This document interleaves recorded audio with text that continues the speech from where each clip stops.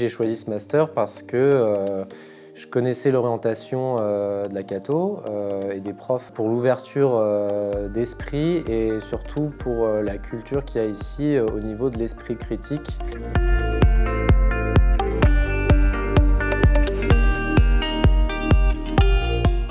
Dominique Reniers, professeur en psychopathologie et psychologie clinique, responsable du master psychopathologie.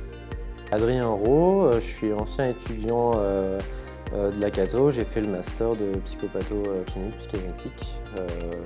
J'ai été diplômé l'année dernière. Voilà. Comme tous les masters, il dure 2 ans, 4 semestres très exactement. Il a une finalité avant tout professionnalisante. C'est-à-dire qu'il ne s'agit pas dans ce master d'absorber, d'apprendre des concepts aussi complexes soient-ils. Il s'agit surtout de s'interroger sur sa posture dès lors qu'on aura affaire en tant que professionnel doté de ce master de sujets qui sont en souffrance. Et il faut admettre que cette souffrance, elle est importante et elle peut rappeler celle qui est propre à n'importe quel clinicien. Je faisais ma licence ici à la Cato. J'ai choisi ce master parce que je connaissais l'orientation de la Cato et des profs pour l'ouverture d'esprit et surtout pour la culture qu'il y a ici au niveau de l'esprit critique et ce qui nous amène toujours à réfléchir notre position en tant que futur clinicien et en tant que clinicien en devenir.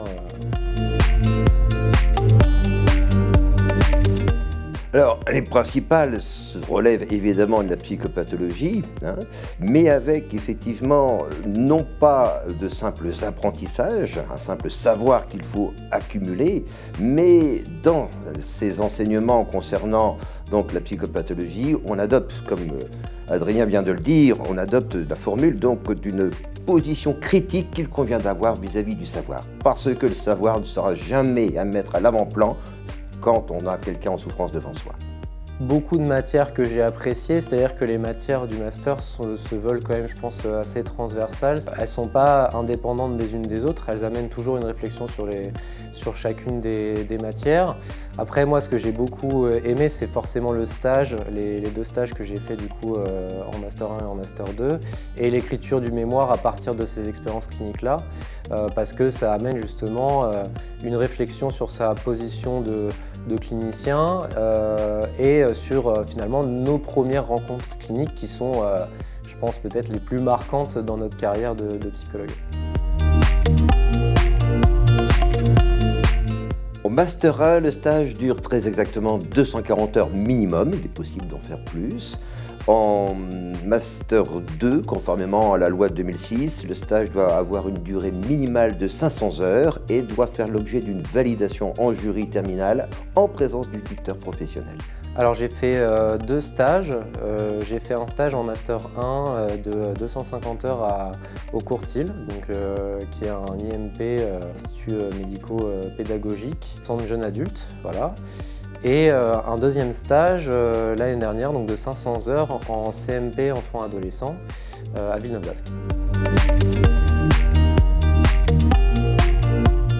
Les débouchés du master de psychopathologie psychanalytique sont extrêmement élargis dans la mesure où tout lieu, toute institution, voire même dans toute consultation de type libéral, il y a possibilité donc de pouvoir exercer en tant que clinicien. Donc ça va de la petite enfance à la fin de vie, ça va donc de tous les types de problèmes susceptibles d'être rencontrés, qu'ils soient de l'ordre de la psychiatrie dite lourde ou de simples problèmes que l'on peut trouver.